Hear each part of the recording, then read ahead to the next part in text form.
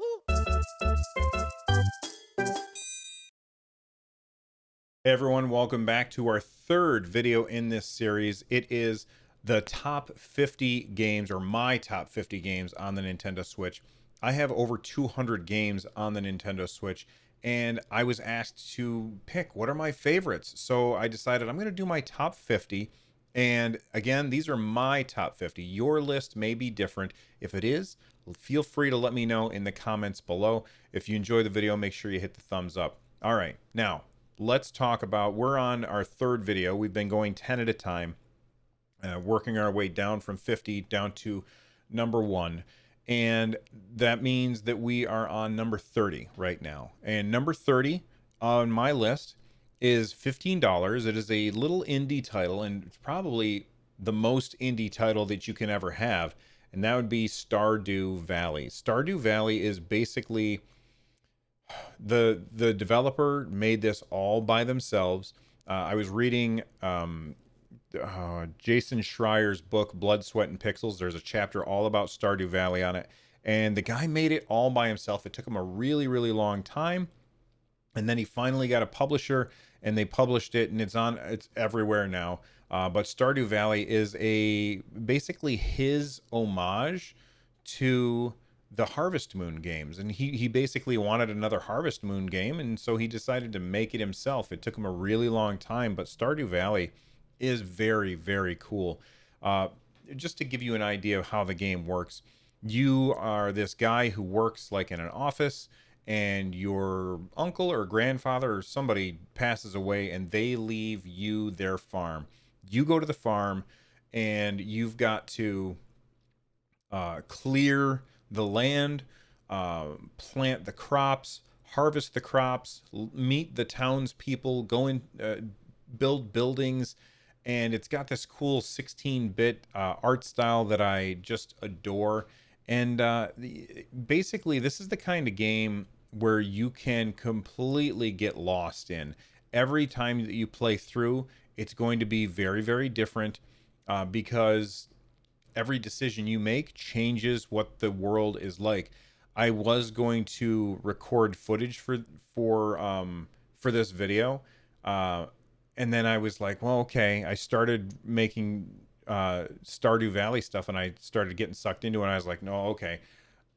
I was supposed to make like a 2-minute video, and I ended up recording for like 25 minutes, and so I threw that away, and I decided to just show what was on Nintendo's site instead. But it's Stardew Valley, and you can play this game for hundreds and hundreds of hours. And it also has multiplayer. This is something that was added after the fact. You can sit down with somebody else who also has a Switch, and you can play together with them. The only thing that would improve this game, in my opinion, is if it had split screen co-op, which would be fantastic. I love games like this. I don't like for me, I don't like the part where you go into town and get to know the community and stuff. I just want to build my farm. But if this kind of game sounds fun to you, then Stardew Valley coming in at number 30, like, you should definitely check it out. It's $15 on the Nintendo Switch, and that's a hell of a steal. Number 29 is a game from, this is not an indie game at all. This is from one of the biggest publishers that there is. It's from Square, and it was a Nintendo Switch exclusive until recently. No longer an exclusive. That's coming to PC soon. But there is a demo available for this one. So if when I'm talking about this, if it sounds like something that you're interested in, make sure you download the demo and check it out. And that is Octopath Traveler. Octopath Traveler is a beautiful game. It's $60, pretty huge JRPG, and it's got an art style that is completely unique, wonderful sprite work. It's got really fun combat, but the sprite work and the lighting in the game are what makes it stand out from everything else. So if you've never played Octopath Traveler, I highly recommend that you download the demo and try it out. I'm 90% sure that if you like JRPGs even a little, then you're going to have a blast playing Octopath Traveler in the demo, and you're going to end up spending $60 probably right then. This now we're going to go to the other end of the spectrum, something that's also 2D, but not fun. Okay, that's not true. It's it's heartbreaking. This game is so difficult, but also incredibly fun. It is by a smaller dev team, and that is Darkest Dungeon. This game is going to haunt you if you play this. It is really, really cool artwork where everything feels like it's cut out of paper and hand drawn and stuff. But basically, you go into this town and you have to go into this dungeon, and as you go through the dungeon and you unearth things and go on quests, you bring back loot, which then you can use to spend to hire more people to go into the dungeon. You have to manage not only their health but also their sanity over time as things get more and more intense and difficult. The people who are on the dungeon or on the dungeon crawl with you, they will go insane, and if that happens, they'll start berating the other people in the on the team, which makes the rest of the team's sanity go down, or maybe it's insanity go up. I can't remember. Very, very difficult game, but every time you play through it, it's going to be different. It's really fun, and I can't recommend it enough. Now, I will say that when I played it, there were some control issues that were kind of tough to work around. I got used to it. You shouldn't have to get used to it. I did interview the developer, and he said that they were working on the feedback that people had given them.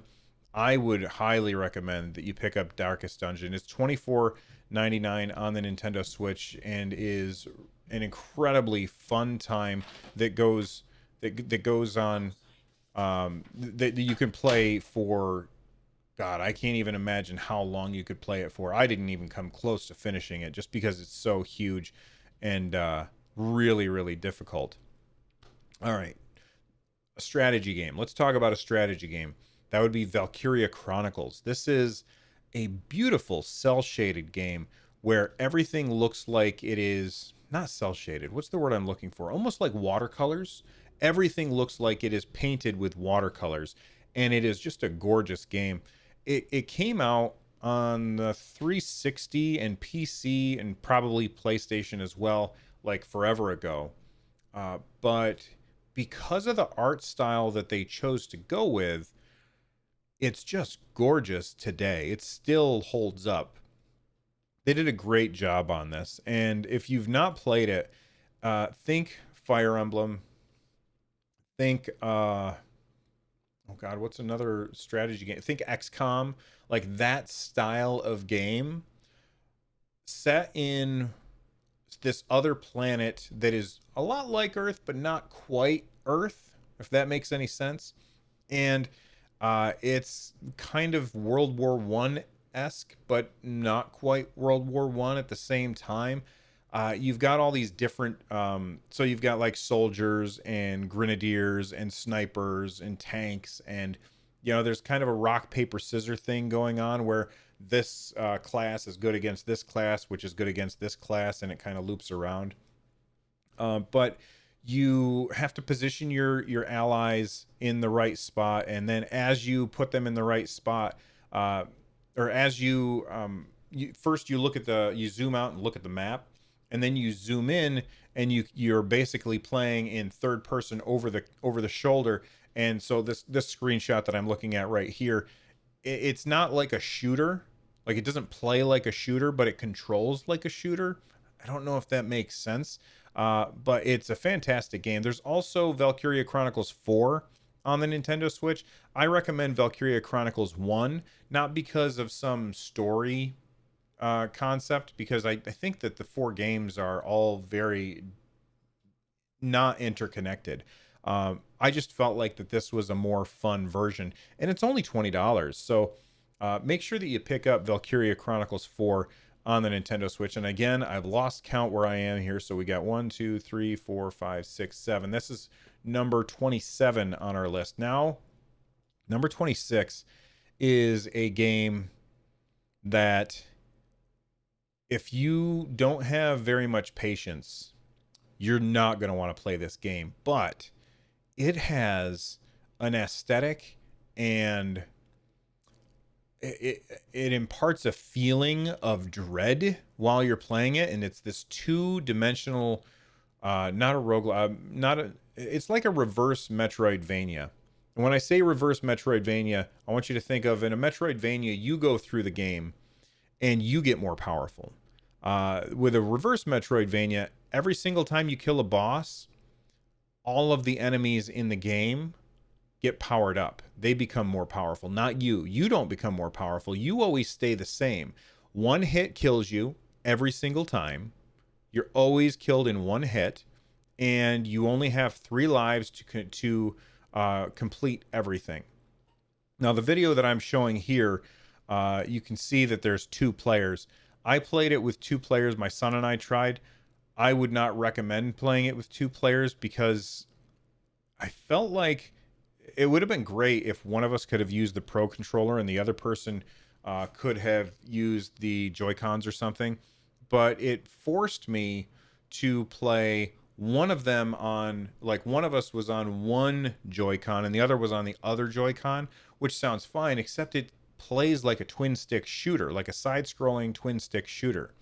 And that doesn't work well when you're playing on one Joy-Con. And this game is really, it's tough as nails. So I would recommend you get this. It's $10. It's called Overwhelm. I think I forgot to point that out. It's $10 on the Nintendo Switch eShop. And it's really fun, but it can be very, very frustrating. Okay? Very, very frustrating, but also fun game. You have to beat the game all at once. Okay? I've not even come close. I've unlocked 4 of the 6 bosses, I believe. And, as you unlock the bosses, you can teleport to them, which is great. You kill them, and then you have to bring, like, this gem back to the middle of the game. And when you do that, you get 3 lives back. But once you die, you start over at the beginning, and there's nothing you can do about it. There's this incredibly intense thing that happens when you're on your last guy, where all of the level kind of gets really dark, and all you can see is a small area around your character, and there's this weird almost like screeching that's happening. It freaks you out. It's pretty overwhelming. See what I did there? All right, let's talk about a game. We're going to kind of stick with this color palette. We've got this red thing going on. We're going to move on to another game that kind of focuses on red, and that is a game called Streets of Red, which, think Turtles in Time, think Double Dragon, think Streets of Rage, of course. These are the games that inspired Streets of Red. And Streets of Red is this really, really cool. Everything is black, white, and red, basically. There's very few other colors in the game. But it's a side-scrolling brawler. And it's incredibly funny as well as ridiculous. And it has so many... it's a very bloody game, but it's also really cartoony at the same time. It's got, like... all of the characters that you can play as are inspired from other games and other pop culture things, and other, like, the bosses, like you can see right here, the bosses are based on other games. Like, this guy is obviously based on Jason Voorhees, and there's the alien there, and there's a boss that's based on the dude that turns into a fly in the Ninja Turtles. I can't remember his name. But if you die, it's over. You're done. You only get so many lives, and it has permadeath. So you have to keep that in mind. But as you work your way through the game, you can, if you get all the way to the end, you can get the good ending. I've never gotten the good ending. I have gotten all the way to the end, but I've never got the good ending. You have to earn enough money in the game as you play in order to earn the good ending, and I was not up to the task. But It's really fun and controls extremely well. And I think that for $8.99, Streets of Red that's a must buy on Nintendo Switch. Speaking of things that are no brainers, things that you definitely want to check out, we've got Pinball FX3, which I wouldn't have anticipated that this is something that I would recommend. But Pinball FX3 is $0 and it's incredibly fun. I've actually dumped a lot of time into Pinball FX3, and they they do a great job making pinball games that you can play on your Nintendo Switch. It's really enjoyable, and there's tons of pinballs. It's by Zen Studios. Now, I think when you buy it or when you download it, you get like two tables that you can play on for free, and then all the other ones are like DLC that you can pay for later. They're really great though. I highly recommend you pick up Pinball FX3 and check it out. It's completely free to try, and it's got some really good games in there, like Back to the Future, the pinball game. Oh God, I can't think of any of the other ones off the top of my head. What else do we have? I'm looking at the original tables. They're not listing them. There's tons of them. I don't understand why Nintendo didn't get with these guys to make some Nintendo pinball games, but they didn't. But Pinball FX3 is great and it's free and you should pick it up. And that's why it's number 24 on my list of my top 50 Nintendo Switch games. Here's a game that's not free and it's by Nintendo. Or actually, it's not by Nintendo. I think it is published by Nintendo. And this one surprised a lot of people. Ubisoft developed this game, and it's Mario plus Rabbids Kingdom Battle. Think XCOM, but with Mario characters. Now, if that sounds weird to you, it should. But man, did Ubisoft just nail it with this? It's a gorgeous game. It feels like first party Nintendo. Every time I played it, I was like, wow, it feels like something that Nintendo has put out themselves. Ubisoft did a huge job surprising everybody at this. It's got some hilarious moments in it, and it plays really well. I didn't love it, but I could recognize that it was an amazing game. And even though I was really bad at it, and that's what kind of pushed me away from finishing it, the time that I spent with the game, I had a blast. And I could see people dumping tons of hours into this. The way that you can traverse the levels incredibly fast makes, like, whenever I played XCOM, I played it like you would put people in place and they would move a few spaces, whereas with this, when you want to get from one side of the board to the other, you can do it if you put the strategy in and think your steps out ahead of time. So I would definitely suggest that Mario plus Rabbids Kingdom Battle is definitely something you should check out. It's very, very fun. I didn't finish it only because I just kept dying and I didn't have enough attention span for it. But I could tell when I was playing it that this is a game that is something special. And if you haven't picked it up, you should. This is a game that should have a demo. It doesn't, but it should have a demo because this is a game that would sell a lot more copies if it had a demo to convince people. And that's why it's number 23 on my list. Splatoon 2 is number 22. I know a lot of people are probably surprised by that, but yeah, it's number 22 on my list. It's $60. It's Splatoon 1 again, basically. And that's probably why it's not higher on the list, is because it is basically Splatoon 1 all over again. It's a really fun game, without a doubt, but I didn't feel like there was enough new to it to really warrant the 2 moniker. I don't regret buying it at all. I had a blast playing it. It's super fun. I have a lot of hours into playing Splatoon 2, and it plays wonderfully on the Nintendo Switch. Absolutely gorgeous. I did not play any of the single player campaign, Well, that's not true. I played a tiny little bit of the single player campaign, and I would have played a lot more of it, but they have this really bad habit that they started in the first one where the entrance to each level is like invisible, and you have to find it and shoot it with ink in order to unlock it. I found that to be incredibly frustrating. So I just ended up saying, I'm going to skip the single player, and I just played the multiplayer online. It's a really great game, and you should definitely check it out. Um, this one, I'm actually regretting my choice here. Last episode or last video, I talked about Hyrule Warriors, and I don't remember what level it was at right now, but I feel like I should have flip-flopped these two, and I think that I meant to, and then I just forgot. But this is Fire Emblem Warriors. Now, Fire Emblem Warriors and Hyrule Warriors are essentially the same game.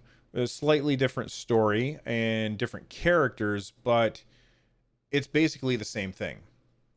And I do think that I like Hyrule Warriors more than Fire Emblem Warriors, but they're both really fun.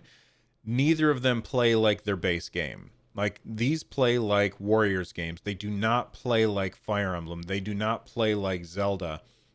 But they do. Oh, you know what? Now I remember why I added this as a higher element, or a higher level on my list here than Hyrule Warriors. I felt like Fire Emblem Warriors did a better job bringing the Fire Emblem stuff into the Warriors stuff. Things like, if you've ever played a Fire Emblem game before, when you are playing those games, it's best to pair up your characters. So you've got two characters that are next to each other, and they will form relationships and get better as they fight together. Like that kind of thing. That's what they brought into Fire Emblem Warriors, and I thought that they did a great job. And whereas Hyrule Warriors just felt like a Warriors game with some tacked on Zelda stuff. Don't get me wrong, the tacked on Zelda stuff was good, but I didn't feel like it was as well implemented as Fire Emblem Warriors. And I don't think that that should really surprise us, because Koei Tecmo made this game after Hyrule Warriors, even though I played this game before Hyrule Warriors, if that makes sense. It's a $60 game. This is another game that would really do well if it had a